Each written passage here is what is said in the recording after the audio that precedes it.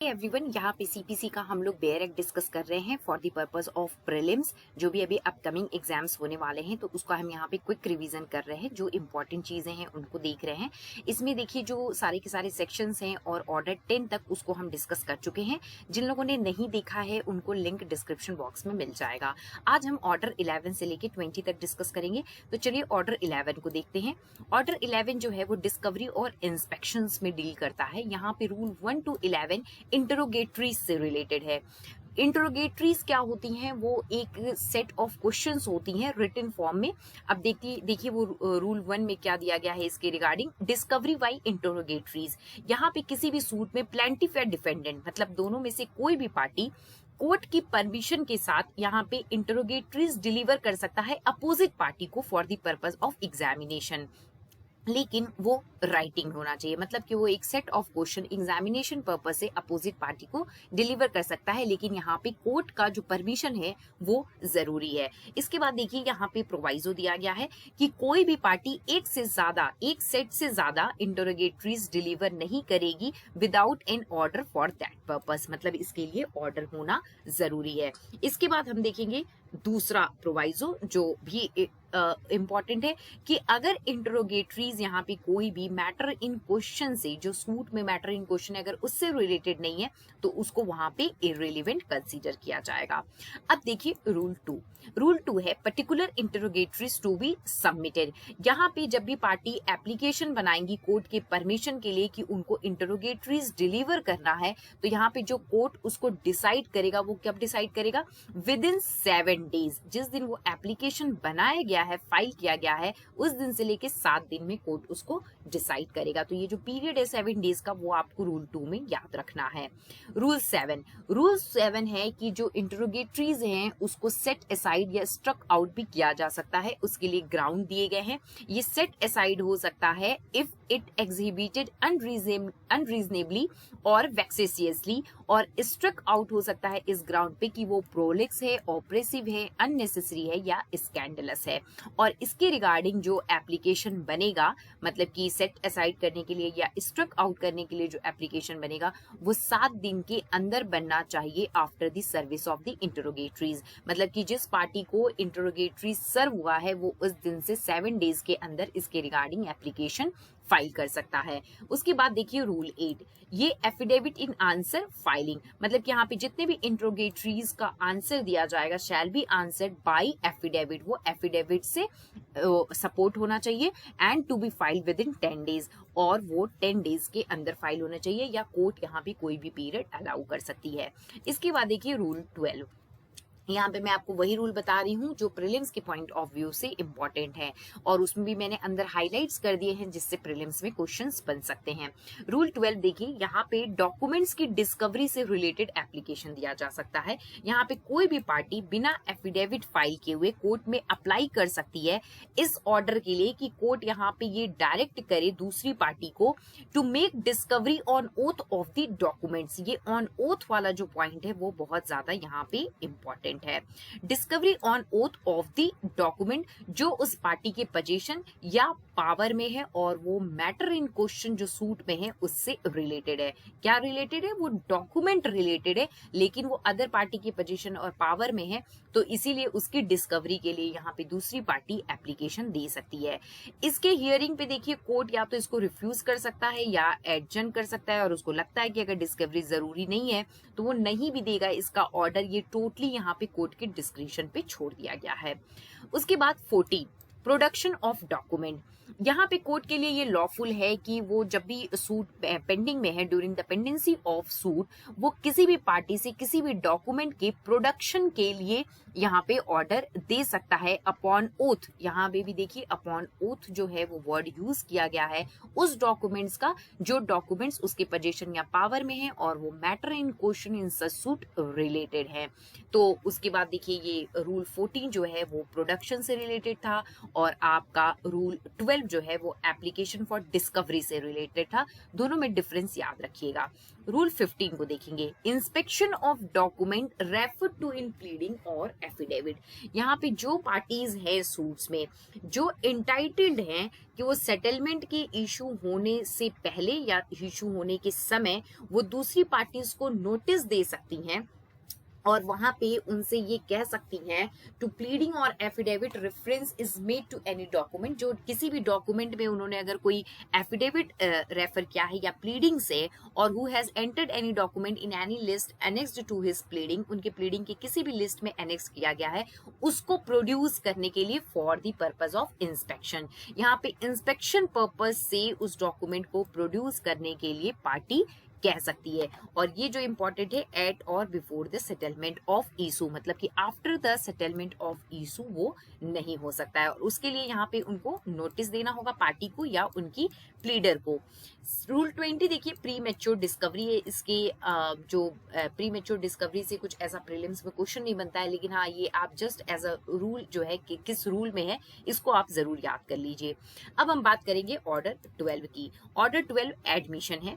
यहाँ पे रूल 1 को देख लीजिए, notice of admission of case. यहाँ पे कोई भी पार्टी जो सूट में है वो नोटिस दे सकती है अपने प्लीडिंग्स के और अदरवाइज इन राइटिंग की वो ही admits the truth of the whole और any part of the case of any other party. दूसरी पार्टी का जो केस है उसमें का या तो वो पूरा फैक्ट या जो थोड़े बहुत फैक्ट है उनको एडमिट कर रही है।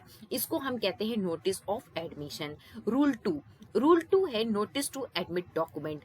अब यहाँ पे केस एडमिट करने का था रूल 1, यहाँ पे डॉक्यूमेंट एडमिट करने का है। यहाँ पे कोई भी party call upon the other party कर सकती है to admit within 7 days from the date of service of the notice any document. जिस डॉक्यूमेंट के लिए यहाँ पे नोटिस सर्व किया गया था उस दिन से 7 दिन के अंदर पार्टी दूसरी पार्टी को कोई भी डॉक्यूमेंट्स एडमिट करने का नोटिस दे सकती है। 7 दिन वाला जो पीरियड है वो आपको यहाँ पे याद रखना है। उसके बाद रूल 3A देखेंगे, power of court to record admission. Court का पावर एडमिशन रिकॉर्ड करने के रिगार्डिंग। यहाँ पे देखिए, कोई भी admits to admit document has been given under rule 2 the court में at any stage of proceeding before it. यहाँ पे कोर्ट क्या कर सकती है कि किसी भी स्टेज पे प्रोसीडिंग के या खुद से भी या अगर पार्टी एप्लीकेशन देती है तो भी वो किसी भी पार्टी को बुला सकती है कोई भी डॉक्यूमेंट एडमिट करने के लिए, और उस केस में वो क्या करेगी, वो पार्टी या तो एडमिट करेगी या रिफ्यूज करेगी या नेग्लेक्ट करेगी उन डॉक्यूमेंट्स को। वो जो भी करती है वो सब यहाँ पे रिकॉर्ड होगा। तो ये जो पावर है कोर्ट के पास एडमिशन रिकॉर्ड करने का वो रूल 3A में दिया गया है। इसके बाद रूल 4 देखेंगे, नोटिस टू एडमिट फैक्ट्स। अब यहाँ फैक्ट्स एडमिट करने का है, वो डॉक्यूमेंट्स एडमिट करने का था। अब यहाँ पे देखिए क्या होगा कि कोई भी party by notice in writing at any time not later than 9 days before the day fixed for hearing. Hearing का जो डे फिक्स्ड हुआ है उससे 9 दिन के अंदर, मतलब 9 दिन से ज्यादा नहीं होना चाहिए, वो राइटिंग में नोटिस दे सकती है और किसी भी पार्टी को बोल सकती है to admit for the purpose of the suit only किसी भी स्पेसिफिक फैक्ट्स या फैक्ट्स जो उस नोटिस में मेंशन है। उस नोटिस में जो भी फैक्ट्स मेंशन है उसको एडमिट करने के पर्पज से यहाँ पे नोटिस दिया जाता है।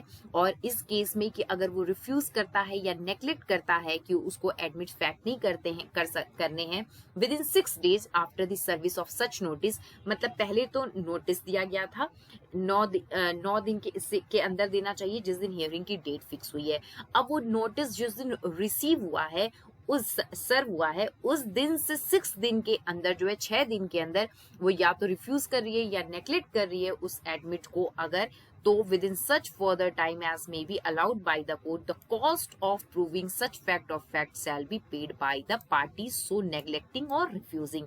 जिसने नेग्लेक्ट किया या रिफ्यूज किया है उसको कॉस्ट यहाँ पे करना पड़ेगा। ये यहाँ पे इंपॉर्टेंट है रूल 4 में। रूल 6 देख लीजिए, जजमेंट ऑन एडमिशन। एडमिशन के ऊपर जजमेंट, जहाँ पे किसी भी फैक्ट का एडमिशन अगर बनता है या तो प्लीडिंग में या अदरवाइज ओरली बनता है या राइटिंग में बनता है, तो कोर्ट किसी भी स्टेज पे सूट के या पार्टी के एप्लीकेशन पे या सो मोटो किसी भी तरह बिना किसी डिटर्मिनेशन का वेट किए बिना जो है वो यहाँ पे ऑर्डर बना सकती है या जजमेंट दे सकती है। देखिए, ऑर्डर बना सकती है और जजमेंट भी दे सकती है बिना किसी डिटर्मिनेशन का वेट किए किसी भी एडमिशन पे। और जो यहाँ पे सब रूल 2 है वो ये है कि whenever a judgment is pronounced under sub rule 1 a decree shall be drawn upon in accordance with the judgment and decree shall bear the date on which the judgment was pronounced. यहाँ पे जो date mention होगा वो होगा जिस दिन judgement pronounce हुआ है। इसके बाद देखिए order 13 production impounding and return of document. यहाँ पे रूल 1 इंपॉर्टेंट है, original document to be produce at और before the settlement of issue. यहाँ पे कोई भी पार्टीज या जो उसके प्लीडर हैं वो प्रोड्यूस कर सकते हैं सेटलमेंट इशू होने के पहले या उस समय तक सारे डॉक्यूमेंट्री एविडेंस इन ओरिजिनल जिनकी कॉपीज जो है उन्होंने प्लेंट या रिटन स्टेटमेंट के साथ फाइल की थी। जितने भी कॉपीज उन्होंने लगाए थे उन सबको ओरिजिनल में यहाँ पे सबमिट किया करने का जो है वो सब रूल 1 में दिया गया है। यहाँ पे कोर्ट डॉक्यूमेंट्स को रिसीव करेगी जो प्रोड्यूस किए गए थे। यहाँ पे लेकिन 2 चीजें दी गई हैं। एक और चीज देख लीजिए, यहाँ पे जो इम्पोर्टेंट है वो ये है कि जो सब रूल 1 है वो डॉक्यूमेंट्स पे अप्लाई नहीं होगा इन 2 केस में। पहला, अगर वो क्रॉस एग्जामिनेशन के लिए प्रोड्यूस्ड होता है, क्रॉस एग्जामिनेशन किसका, विटनेस का ऑफ द अदर पार्टी, और handed over to a witness merely to refreshing his memory, और वो जो डॉक्यूमेंट्स हैं वो यहाँ पे विटनेस को हैंड ओवर किए जाएंगे for the purpose of refreshing his memory.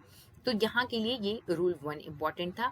इसके बाद देखिए order 14 settlement of issue and determination of suit on issue of law और ऑन इशू एग्रीड अपॉन। इसमें भी जो रूल 1 है वो सबसे ज्यादा इंपॉर्टेंट है, जो फ्रेमिंग ऑफ इशू की बात करता है। कोई भी इशू देखिए अराइज होता है मटेरियल प्रोपोजिशन ऑफ फैक्ट और लॉ पे, जहाँ पे एक पार्टी उसको अफर्म करती है और दूसरी पार्टी डिनाई करती है। मतलब एक पार्टी कहती है ऐसा है और दूसरी पार्टी कहती है कि ऐसा नहीं है। वहां पे इशू अराइज होता है ऑन दी ऑफ फैक्ट या लॉ के बेस पे। उसके बाद देखिए जो भी मटेरियल प्रोपोजिशन है यहाँ पे वो प्रोपोजिशन होंगे लॉ या फैक्ट के which a plaintiff must allege in order to show a right to sue. यहाँ पे जहाँ पे प्लेंटिफ को ये शो करना होगा कि उसके पास राइट टू सू है और डिफेंडेंट को ये शो करना होगा कि वो अपना डिफेंस कॉन्स्टिट्यूट करेगा। यहाँ पे जितने भी मटेरियल प्रोपोजिशन है affirmed by one party and denied by other party shall form the subject of distinct issue. ये आपका सब रूल 3 है। इशू 2 तरह के होते हैं, issue of fact, issue of law. जो फर्स्ट हियरिंग है वहां पे court after the reading of plain and written statement, और उसको लगता है कि अगर एग्जामिनेशन की जरूरत है अंडर रूल 2 ऑफ ऑर्डर 10 और पार्टीज की हियरिंग के बाद या उनके प्लीडर के बाद certain upon what material proposition of fact और law the parties are at variance, कौन सी जो फैक्ट या लॉ है उस मटेरियल प्रोपोजिशन पे पार्टीज वेरी कर रही हैं वो अलग अलग हैं, तो shall there upon proceed to frame and record the issue. वहां पे वो इशू रिकॉर्ड करेंगे और फ्रेम करेगा। कौन करेगा? कोर्ट करेगा। तो फर्स्ट हियरिंग में जो कोर्ट का काम होता है वो ये होता है जो आपका सब रूल 5 में दिया गया है। And nothing in this rule requires the court to frame and record issue where the defendant at the first hearing of suit makes no defence. अगर यहाँ पे डिफेंडेंट कोई डिफेंस नहीं बनाता है तो कोई भी इशू ना तो रिकॉर्ड होगा ना फ्रेम होगा। इसके बाद देखिए ऑर्डर 15 हम लोग देखेंगे, disposal of the suit eight the first hearing. Parties not at issue. अगर फर्स्ट हियरिंग में सूट में अगर कोर्ट को ऐसा लगता है कि जो पार्टीज हैं are not at issue on any question of law और फैक्ट, तो कोर्ट यहाँ पे may at once pronounce judgement. आपका जो मैंने यहाँ पे हाईलाइट किया है प्रीलिम्स में क्वेश्चन यहीं से बनता है। आपका ये वाला पूरा स्टेटमेंट दे दिया जाएगा और आपसे ये पूछा जाएगा, तो कोर्ट में at once pronounce judgment is the correct answer. इसके बाद देखिए order 16 summoning and attendance of witness. हमने क्या देखा था? सम्मन, और जो है लास्ट वीडियो में वहां पे डिफेंडेंट के रिगार्डिंग देखा था कि उसको सम्मन कैसे सर्व किया जाता है। यहाँ पे विटनेस का हम सम्मन और अटेंडेंस देखेंगे ऑर्डर 16 में। लिस्ट ऑफ विटनेसेस एंड सम्मन टू विटनेसेस। किसी भी डेट पे कोर्ट जो है वो अपॉइंट कर सकती है नॉट लेटर देन 15 डेज। यहाँ देखिए ये हाईलाइट नहीं है पर आप इसको जरूर ध्यान में रखिएगा, ये जो 15 डेज वाला टाइम है। After the date on which the issues are settled the parties shall present in a court a list of witness. उसको लिस्ट ऑफ विटनेस कोर्ट में प्रेजेंट करनी होगी whom they propose to call either to give evidence or to produce a document। जिनको लगता है कि वो जो उनके विटनेसेस हैं वो एविडेंस देने के लिए या डॉक्यूमेंट प्रोड्यूस करने के लिए प्रेजेंट होंगे कोर्ट में, and obtain summons to such person for their attendance in court subject to the provision of sub rule 2 यहाँ पे हम सब रूल 4 की बात कर रहे हैं। समन्स जो रेफर्ड होंगे यहाँ पे पार्टीज को जो भी देने होंगे वो यहाँ पे कोर्ट इसके लिए may be appointed by the court in this behalf within 5 days of presenting the list of witnesses. तो summon referred in this rule may be obtained by party on an application to the court. इसके लिए court में application जो है वो parties डाल सकती हैं या किसी ऑफिसर को अगर कोर्ट ने अपॉइंट किया है इस बिहाफ पे तो विद इन द 5 डेज, जिस दिन उन्होंने लिस्ट प्रेजेंट की है विटनेस की उस दिन से 5 दिन के अंदर वो ये एप्लीकेशन कोर्ट में बना सकते हैं। इसके बाद देखिए रूल 6 है सम्मन टू प्रोड्यूस डॉक्यूमेंट। अब ये डॉक्यूमेंट प्रोड्यूस करने के लिए सम्मन है, वहां पे क्या था विटनेस के लिए सम्मन था, रूल 6 में डॉक्यूमेंट प्रोड्यूस करने के लिए सम्मन दिया जाएगा। अब 8 जो है वो ये है कि सम्मन हाउस सर्व। तो देखिए सम्मन वैसे ही सर्व्ड होगा विटनेसेस को भी जैसे यहाँ पे shall be served as nearly as may be in the same manner as a summon to defendant. Defendant को जैसे सम्मन सर्व होता है सेम उसी मैनर में, लगभग उसी मैनर में जो विटनेसेस हैं उनको भी सम्मन सर्व किया जाएगा। Rule 10 procedure whose witness fails to comply with the summon. अगर विटनेस यहाँ पे फेल हो जाते हैं टू कंप्लाई विद सम्मन तो क्या होगा, यहाँ पे कोर्ट उनके अगेंस्ट प्रोक्लेमिनेशन इशू कर सकती है to attend to give evidence और to produce the document, evidence देने के लिए या डॉक्यूमेंट प्रोड्यूस करने के लिए at a time and place to be named therein, जो वहां पे टाइम और प्लेस मेंशन है वहां पे, या उस प्रोक्लेमिनेशन की जो कॉपी है वो उनके किसी भी हाउस के कॉन्स्पिशियस पार्ट पे पेस्ट की जा सकती है, अफिक्स की जा सकती है। ऑटर डोर यहाँ पे अदर कॉन्स्पिशियस पार्ट दिया गया है जहां पे वो ऑर्डिनरली रिसाइड करता है। और साथ ही साथ देखिए यहाँ पे कोर्ट वारंट भी इशू कर सकती है विद और without bail for the arrest of such person, उस पर्सन को अरेस्ट करने के लिए, और इसकी प्रॉपर्टी के अटैचमेंट का ऑर्डर भी बनाया जा सकता है। तो अगर सम्मन्स के साथ में जो विटनेस है अगर वो कंप्लाई करने में फेल हो जा सकता है तो कोर्ट के पास ये पावर है, प्रोक्लेमिनेशन भी हो सकता है, अरेस्ट भी हो सकता है और प्रॉपर्टी अटैच भी हो सकती है।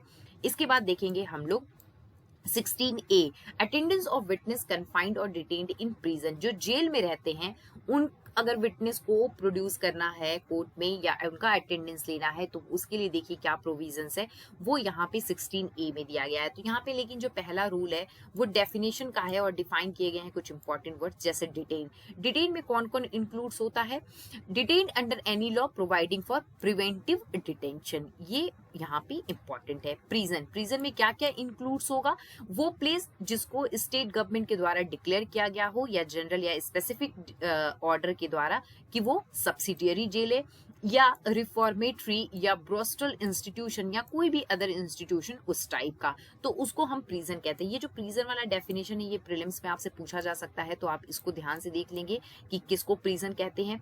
अब देखिए rule 2 power to require attendance of prisoner to give evidence. अगर प्रिजनर्स जो है उनका अटेंडेंस कोर्ट में जरूरी है एविडेंस देने के लिए तो यहाँ पे किसको सम्मन सर्व होगा, जो ऑफिसर इंचार्ज होता है प्रिजन का उसको यहाँ पे दिया जाएगा ऑर्डर कि वो उस पर्सन को प्रोड्यूस करेगा कोर्ट के सामने एविडेंस देने के लिए। कोर्ट जो है यहाँ पे ऑर्डर दे सकता है प्रोवाइडेड दैट यहाँ पे जो डिस्टेंस है प्रिजन का और उस कोर्ट का वो 25 किलोमीटर से ज्यादा नहीं होना चाहिए। ये यहाँ पे इंपॉर्टेंट चीज है जिसको आप ध्यान में रखेंगे। उसके बाद हम बात करेंगे ऑर्डर 17 की, अर्जमेंट, बहुत ही इंपॉर्टेंट ऑर्डर है। रूल 1 उसमें सबसे ज्यादा इंपॉर्टेंट है। कोर्ट में grant time and urgent hearing. Court को लगता है कि अगर सफिशिएंट कॉज है तो वो सूट के किसी भी स्टेज पे पार्टीज को टाइम ग्रांट कर सकती है और टाइम टू टाइम अर्जन कर सकती है हियरिंग को। अर्जनमेंट का मतलब होता है कि हियरिंग को पोस्टपोन कर देना किसी भी नेक्स्ट डेट पे, अगर उसको लगता है कि यहाँ पे कुछ सफिशिएंट कॉज है कि हियरिंग नेक्स्ट डेट पे होनी चाहिए और उस रीजन को रिकॉर्ड करेगा साथ ही साथ वो राइटिंग में। लेकिन एक चीज यहाँ पे जो दी गई है वो है प्रोवाइजो, जो मोस्ट इंपॉर्टेंट है और प्रीलिम्स में क्वेश्चन यहाँ से बनते हैं कि कोई भी अर्जनमेंट जो है वो 3 बार से ज्यादा नहीं होनी चाहिए, नॉट मोर देन 3 टाइम्स। तो ये देखिएगा यहाँ पे बहुत ज्यादा इंपॉर्टेंट है। और उसके बाद आपका कॉस्ट ऑफ अर्जनमेंट यहाँ पे सब रूल 2 में दिया गया है और अगर उसके बाद जब सूट कमेंस्ड हो जाती है तो वो डे टू डे कंटिन्यू करेगी तब तक जब तक कि witnesses in attendance have been examine, सारे एग्जामिन ना हो जाए विटनेसेस और कोर्ट को ऐसा लगता है कि कोई भी एक्सेप्शनल रीजन है तो वो फिर से उस को अर्जेंट कर सकती है, लेकिन उसके लिए एक्सेप्शनल रीजन का होना जरूरी होता है। और यहाँ पे कोई भी अर्जेंटमेंट ग्रांट नहीं की जाएगी at the request of parties except where the circumstances are beyond the control of that parties. अगर कुछ ऐसे सर्कमस्टेंसेज हैं जो पार्टीज के कंट्रोल के बिल्कुल बाहर हैं तभी ग्रांट होगा, वरना पार्टीज के रिक्वेस्ट पे कोई भी अर्जेंटमेंट ग्रांट नहीं किया जाएगा। उसके बाद देखिए ये सी है, the fact that the pleader of A party is engaged in another court, ये इंपॉर्टेंट ग्राउंड है यहाँ पे जो प्रीलिम्स में आपसे पूछा जा सकता है कि अगर पार्टी का प्लीडर किसी और कोर्ट में एंगेज्ड था तो ये सफिशिएंट ग्राउंड नहीं है अर्जेंटमेंट के लिए, मतलब इस ग्राउंड पे अर्जेंटमेंट नहीं मिलेगी। प्लीडर की अगर इलनेस है और कोर्ट को लगता है कि जो पार्टीज है उसके पास सफिशिएंट टाइम नहीं था दूसरे प्लीडर को अपॉइंट करने का, उतने टाइम में दूसरे प्लीडर को इंगेज करने का, तो कोर्ट को यहाँ पे वो अर्जेंटमेंट ग्रांट कर सकती है, वरना नहीं करेगी। Unless it is satisfied that the party applying for adjournment could not have engaged another pleader in time, ये आप ध्यान में रखेंगे। रूल 2 है procedure if parties fail to appear on day fix. जिस दिन डे फिक्स हुआ था उस दिन अगर पार्टीज फेल हो जाती है तो क्या प्रोसीजर होगा। देखिए, where on any day to which the hearing of the suit is adjourn, तो जो पार्टीज हैं या उनमें कोई भी जो फेल हो जाता है तो कोर्ट में procedure to dispose of the suit, यहाँ पे कोर्ट जो है वो सूट को डिस्पोज ऑफ कर सकती है किसी भी मोड में जो ऑर्डर 9 में दिए गए हैं, या कोर्ट को कोई भी ऑर्डर जो सही लगता है। तो क्या होगा यहाँ पे इसका कॉन्सिक्वेंस कि सूट डिस्पोज हो जाएगा। उसके बाद देखिए order 18, hearing of the suit and examination of witness, ये भी इंपॉर्टेंट ऑर्डर है। यहाँ पे rule 1 right to begin, plaintiff के पास होता है राइट टू बिगिन, ये इंपॉर्टेंट चीज है। लेकिन इसके लिए फिर देखिए क्या ग्राउंड है, unless the defendant admits the fact alleged by the plaintiff and contends that either in point of law या किसी भी एडिशनल फैक्ट्स में अगर डिफेंडेंट ये alleged करता है कि प्लेंटिफ एंटाइटल्ड नहीं होती है किसी भी रिलीफ के लिए जो रिलीफ उसने मांगे हैं, तो यहाँ पे फिर जो है डिफेंडेंट के पास राइट टू बिगिन आ जाएगा। ये इंपॉर्टेंट चीज है कि डिफेंडेंट के पास कब राइट टू बिगिन आएगा, वरना जनरली प्लेंटिफ के पास ही बिगिन का राइट होता है, मतलब कि शुरू करने का। Statement and production of evidence, जो डे फिक्स हुआ है हियरिंग का, सूट का, या कोई भी दिन जिस दिन हियरिंग अर्जेंट हुई थी उस दिन यहाँ पे पार्टीज के पास राइट है बिगिन करने का और अपने केस को स्टेट का मतलब कोर्ट में बताने का, पूरे केस को प्रेजेंट करने का, अपने एविडेंस को प्रोड्यूस करने का, अपने सपोर्ट में जो भी उन्होंने इश्यूज दिए थे उसके सपोर्ट में, और साथ ही साथ वो उन इश्यूज को प्रूव करने के लिए बाउंड भी होते हैं। अदर पार्टी जो है उसके बाद उसको दोबारा उसके बाद मौका मिलेगा अपने केस को प्रेजेंट करने का, अपने एविडेंसेस को प्रोड्यूस करने का, और साथ ही साथ कोर्ट को एड्रेस करने का generally on the whole case. इसके बाद देखिए रूल 4 रिकॉर्डिंग ऑफ एविडेंस, ये मोस्ट इंपॉर्टेंट रूल है। यहाँ पे हर केस में देखिए जो एग्जामिनेशन इन चीफ है ऑफ ए विटनेस वो एफिडेविट पे होगा। ये यहाँ पे इंपॉर्टेंट लाइन है जिससे आपका प्रीलिम्स में क्वेश्चन बनेगा कि एफिडेविट पे एग्जामिनेशन इन चीफ होगा विटनेस का, और उसकी कॉपी जो है वो अपोजिट पार्टी को सप्लाई की जाएगी। उसके बाद यहाँ पे देखिए जो कोर्ट है और कोर्ट के साथ साथ कमिश्नर, अगर कमिश्नर उस स्पेशली चीज के लिए यहाँ पे अपॉइंट किया गया है कि वो भी एग्जामिन कर सकता है विटनेसेस को, तो यहाँ पे देखिए कमिश्नर भी एग्जामिन करेगा record evidence either in writing और mechanically in the presence of जज और ऑफ द कमिश्नर, जैसा भी केस हो। और यहाँ पे जो भी एविडेंस रिकॉर्ड करेगा commissioner, he shall return such evidence together with his report in writing signed by him to the court appointing him. जिस कोर्ट ने उसको अपॉइंट किया है वो उसी को रिटर्न करेगा अगर कमिश्नर रिकॉर्ड करता है एविडेंस। तो जो कमिश्नर की रिपोर्ट होगी वहां पे वो कोर्ट में सबमिट हो जानी चाहिए 60 दिन के अंदर, जिस दिन वो कमीशन अपॉइंट हुआ था। यहाँ पे ये वाला डेट भी इंपॉर्टेंट है, आप ध्यान रखेंगे। इसके बाद इसमें सब रूल 6 मोस्ट इंपॉर्टेंट है कि हाई कोर्ट और डिस्ट्रिक्ट जज जो हैं वो भी प्रिपेयर कर सकते हैं a panel of commissioner to record the evidence under this rule. इस रूल में एविडेंस रिकॉर्ड करने के लिए हाई कोर्ट और डिस्ट्रिक्ट जज जो हैं वो कमिश्नर्स की पैनल प्रिपेयर कर सकते हैं।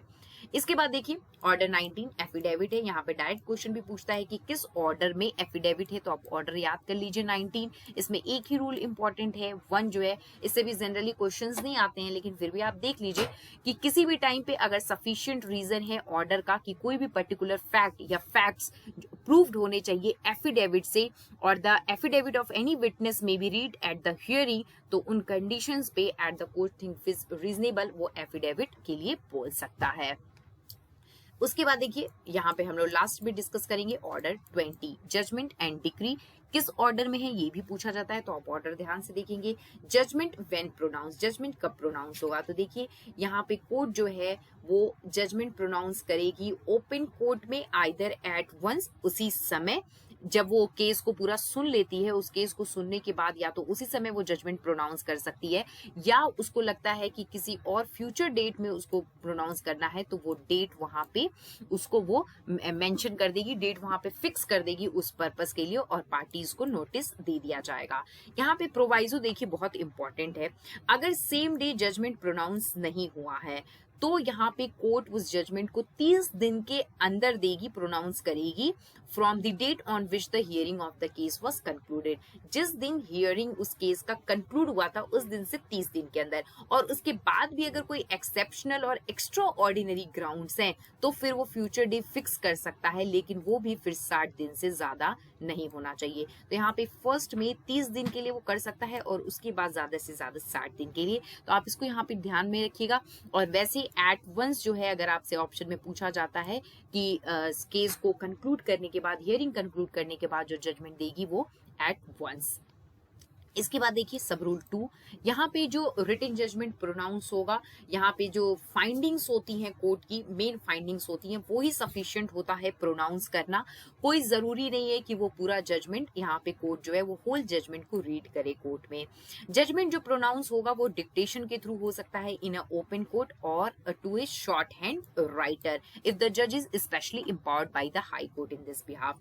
ये यहाँ पे इंपॉर्टेंट है और इसका प्रोवाइजो भी इंपॉर्टेंट है कि अगर जजमेंट जो है वो प्रोनाउंस होता है डिक्टेशन के थ्रू इन ओपन कोर्ट, एक चीज याद रखिएगा कि हर जगह ओपन कोर्ट वर्ड यूज किया गया है, जजमेंट ओपन कोर्ट में ही प्रोनाउंस होना चाहिए। तो उसका जो ट्रांसक्रिप्ट है जजमेंट का वो यहाँ पे करेक्शन के बाद अगर जरूरी है तो यहाँ पे कोर्ट उसको साइन करेगा, जज मतलब साइन करेगा, और उस पे डेट भी मेंशन होगा जिस दिन वो जजमेंट प्रोनाउंस हुआ है। ये यहाँ पे दो चीजें इंपॉर्टेंट हैं कि it must be signed by the जज and bear the date on which it was pronounced. उसके बाद चलिए देखते हैं रूल 2 को, power to pronounce judgment written by जजेस प्रीडिशर्स। अगर यहाँ पे जो जज ने जजमेंट प्रोनाउंस करने जजमेंट प्रोनाउंस रिटन, तो वही जज उसको प्रोनाउंस करेगा but not pronounced by his predecessors. अगर उस कोर्ट में उस जज की जगह कोई और आता है तो वो उसको प्रोनाउंस नहीं करेगा, अगर जिसने जजमेंट लिखा था वही उसको प्रोनाउंस करेगा।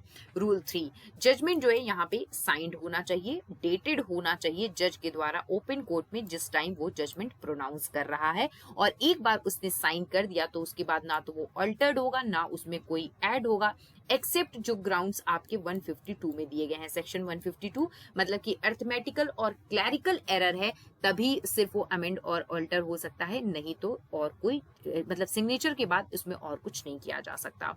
उसके बाद देखिए रूल 6, डिक्री का क्या क्या कंटेंट होगा। तो इसमें देखिए जो है वो नंबर ऑफ सूट होना चाहिए, सूट का क्या नंबर है, जो पार्टीज है उनके नेम्स और डिस्क्रिप्शंस होने चाहिए, उनके रजिस्टर्ड एड्रेस होने चाहिए, जो भी पर्टिकुलर्स उनके क्लेम थे या जो उन्होंने रिलीफ मांगा था या रिलीफ जो उनको ग्रांट हुआ है वो स्पेसिफिकली सब कुछ डिक्री में मेंशन होना चाहिए। इसके बाद डिक्री जो है वो साथ ही साथ अमाउंट ऑफ कॉस्ट जो है वो भी यहाँ पे उसमें मेंशन रहेगा, कंटेन रहेगा। The court may direct that the cost payable to one party by the other shall be set off against any sum, अगर ऐसा कुछ है तो वो भी कॉस्ट वहां पे मेंशन रहेगा डिक्री में। इसके बाद 6A है, 6A प्रिपरेशन ऑफ डिक्री है। यहाँ पे जितने भी endeavours shall be made to ensure that the decree is drawn up as expeditiously as possible, जितना जल्दी हो सके उतनी जल्दी उसको ड्रॉन करेंगे। और देखिए यहाँ पे जो टाइम दिया गया है within 15 days from the date on which the judgment is pronounce, जिस दिन जजमेंट प्रोनाउंस हुआ है उससे 15 दिन के अंदर। और उसके बाद आपका है रूल 7 की डिक्री पे भी डेट मेंशन होना चाहिए, जिस दिन जजमेंट प्रोनाउंस हुआ है उस दिन का डेट ही मेंशन रहेगा डिक्री पे भी। तो ये हमारे कुछ इंपॉर्टेंट पॉइंट्स थे जो हमने ऑर्डर 20 तक डिस्कस किए, उसके इंपॉर्टेंट अंदर जितने भी रूल थे, जहां जहां से प्रीलिम्स में क्वेश्चन बन सकते हैं मैंने आपको वो भी बता दिए। नेक्स्ट वीडियो में हम आगे के ऑर्डर्स को डिस्कस करेंगे।